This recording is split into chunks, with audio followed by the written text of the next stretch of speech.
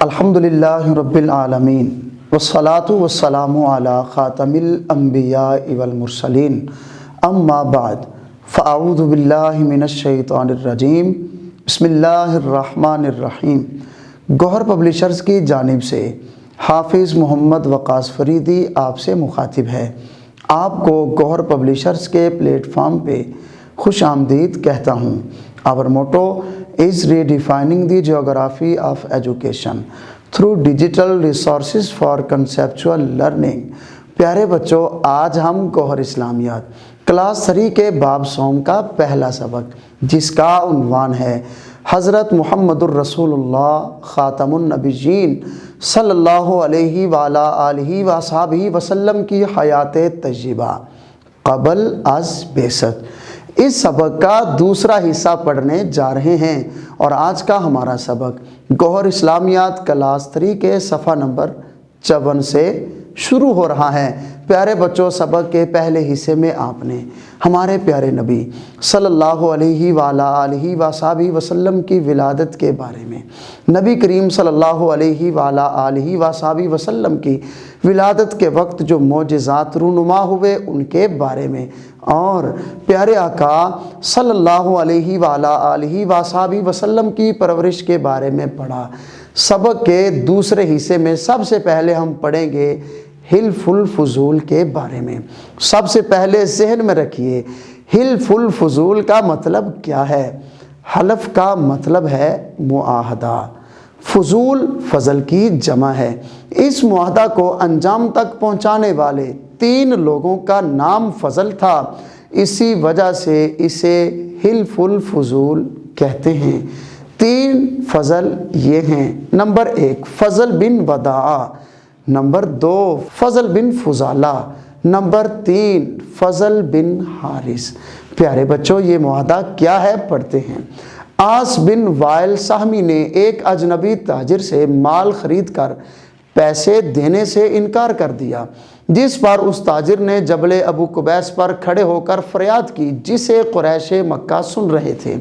یہ دیکھ کر نبی کریم صلی اللہ علیہ وآلہ آلہ وصحبہ وسلم کے چچا زبیر بن عبد المطلب کی تحریک پر قریش کے چند سردار عبداللہ بن جدعان کے مکان پر جمع ہوئے اور باہم عہد کیا، یعنی وعدہ کیا کہ ہم ظالم کے خلاف مظلوم کی حمایت کیا کریں گے۔ اس کے بعد وہ سب عاص بن وائل کے پاس گئے اور تاجر کا مال واپس کروایا۔ اس معاہدہ کو حلف الفضول کہا جاتا ہے۔ اس معاہدے میں آپ صلی اللہ علیہ وآلہ آلہ وصحبہ وسلم نے بھی شرکت فرمائی۔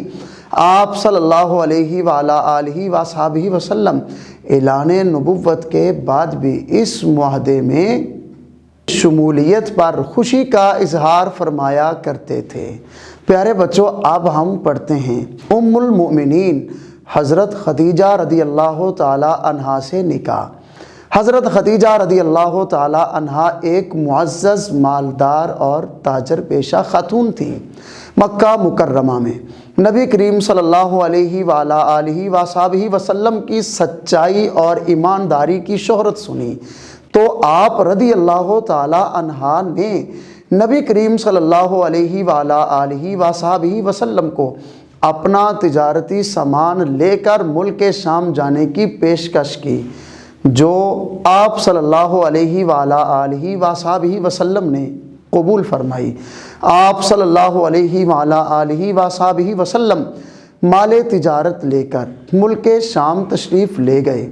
حضرت خدیجہ رضی اللہ تعالی عنہا کا غلام میسرہ بھی آپ صلی اللہ علیہ وآلہ آلہ وصحبہ وسلم کے ساتھ تھا۔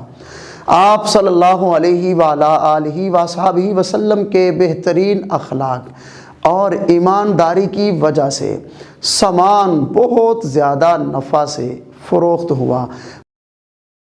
واپس آ کر میسرہ نے آپ صلی اللہ علیہ وآلہ آلہ وصحبہ وسلم کی خصوصیات یعنی خوبیاں حضرت خدیجہ رضی اللہ تعالی عنہا کو بتائیں، تو آپ رضی اللہ تعالی عنہا نبی کریم صلی اللہ علیہ وآلہ آلہ وصحبہ وسلم کی دیانت، امانت اور شرافت سے اتنی متاثر ہوئیں کہ انہوں نے آپ صلی اللہ علیہ وآلہ وصحبہ وسلم کو نکاح کا پیغام بھجوایا۔ آپ صلی اللہ علیہ وآلہ وصحبہ وسلم نے حضرت ابو طالب کے مشورہ اور رضامندی سے نکاح کے پیغام کو قبول فرمایا، اور اس طرح آپ صلی اللہ علیہ وآلہ وصحبہ وسلم کا نکاح ام المومنین حضرت سیدہ خدیجہ رضی اللہ تعالی عنہا سے طے پا گیا۔ اب ہم پڑھتے ہیں حجر اسود کی تنصیب کے بارے میں۔ عزیز طلبہ، حجر اسود ایک پتھر کا نام ہے جو کعبۃ اللہ کی دیوار میں نصب ہے۔ طواف کے وقت مسلمان اس پتھر کا بوسہ لیتے یا استلام کرتے ہیں۔ خانہ کعبہ کی عمارت بہت پرانی ہو چکی تھی، دیواریں پھٹ گئی تھیں۔ قریش نے پرانی عمارت کو گرا کر خانہ کعبہ کو نئے سرے سے بنانا شروع کیا۔ حجر اسود نصب کرنے یعنی حجر اسود کو رکھنے کا موقع آیا تو قبائل میں اختلاف پیدا ہو گیا۔ ہر قبیلہ چاہتا تھا کہ حجر اسود اٹھا کر اس کی جگہ نصب کرنے کی عزت اسے ملے۔ اس پر جھگڑا کئی روز تک جاری رہا۔ آخر یہ طے پایا کہ جو شخص سب سے پہلے خانہ کعبہ میں داخل ہوتا ہوا نظر آئے اسی کو فیصلہ کرنے پر مقرر کیا جائے۔ دوسرے دن سب سے پہلے رسول اللہ صلی اللہ علیہ وآلہ وصحبہ وسلم تشریف لائے۔ لوگ آپ صلی اللہ علیہ وآلہ وصحبہ وسلم کو دیکھتے ہی پکار اٹھے۔ صادق اور امین آ گئے۔ اس وقت آپ صلی اللہ علیہ وآلہ وصحبہ وسلم کی عمر مبارک 35 سال تھی۔ نبی کریم صلی اللہ علیہ وآلہ وصحبہ وسلم نے ایک چادر طلب کی، درمیان میں حجر اسود رکھا۔ ہر قبیلے کے سردار سے کہا کہ وہ چادر کا کنارہ پکڑ کر حجر اسود کو اس کے مقام تک لے آئیں۔ انہوں نے ایسا ہی کیا۔ جب چادر حجر اسود کے مقام پر پہنچ گئی تو آپ صلی اللہ علیہ وآلہ وصحبہ وسلم نے اپنے مبارک ہاتھوں سے حجر اسود کو اس کی جگہ پر رکھ دیا۔ اس طرح آپ صلی اللہ علیہ وآلہ وصحبہ وسلم کی حسن تدبیر سے اہل مکہ خون خرابے سے بچ گئے۔ عزیز طلبہ، سبق کے اختتام پر سبق میں موجود مشکل الفاظ اور اصطلاحات کے معنی پڑھتے ہیں۔ سب سے پہلا لفظ ہے قحط۔ اس کا معنی ہے خشک سالی یعنی ضروریات زندگی کا کم ہو جانا۔ دوسرا لفظ ہے مبعوث۔ اس کا معنی ہے بھیجا ہوا۔ اگلا لفظ ہے راہب۔ اس کا معنی ہے مسیحی عبادت گزار عالم۔ اگلا لفظ نشو و نما۔ اس کا معنی ہے بڑھنا، پرورش۔ اگلا لفظ شمولیت۔ اس کا معنی ہے شامل ہونا۔ اور آخری لفظ تنصیب۔ اس کا معنی ہے نصب کرنا، رکھنا۔ عزیز طلبہ، آج کا ہمارا سبق جس کا عنوان ہے حضرت محمد الرسول اللہ خاتم النبیین صلی اللہ علیہ وآلہ وصحبہ وسلم کی حیات طیبہ قبل از بعثت اختتام کو پہنچا۔ اس سبق میں آپ نے پیارے نبی صلی اللہ علیہ وآلہ وصحبہ وسلم کی ولادت کے وقت معجزات، نبی کریم صلی اللہ علیہ وآلہ وصحبہ وسلم کی پرورش، آپ صلی اللہ علیہ وآلہ وصحبہ وسلم کا حضرت خدیجہ رضی اللہ تعالیٰ عنہا سے نکاح اور حجر اسود کی تنصیب کے بارے میں پڑھا۔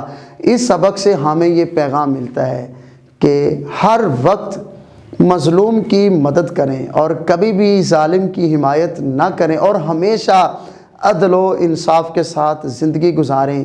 زندگی میں ہمیشہ سچ بولیں، امانت میں خیانت کبھی نہ کریں، کیونکہ یہ وہ نیک کام اور عظیم اعمال ہیں جن کی وجہ سے کریم آقا صلی اللہ علیہ وآلہ وصحبہ وسلم نے اللہ تعالیٰ کو عزتوں سے سرفراز فرمایا۔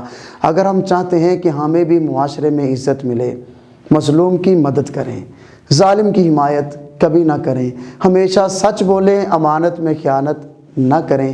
اللہ تعالیٰ کی بارگاہ میں دعا کرتے ہیں اللہ تعالیٰ ہمیں اپنے پیارے نبی صلی اللہ علیہ وآلہ آلہ وصحبہ وسلم کی سیرت طیبہ سمجھ کر عمل کرنے کی توفیق عطا فرمائے۔ اپنا خیال رکھیے گا، والدین اور اساتذہ کا ادب و احترام کیجیے۔ اجازت دیجیے، اللہ حافظ۔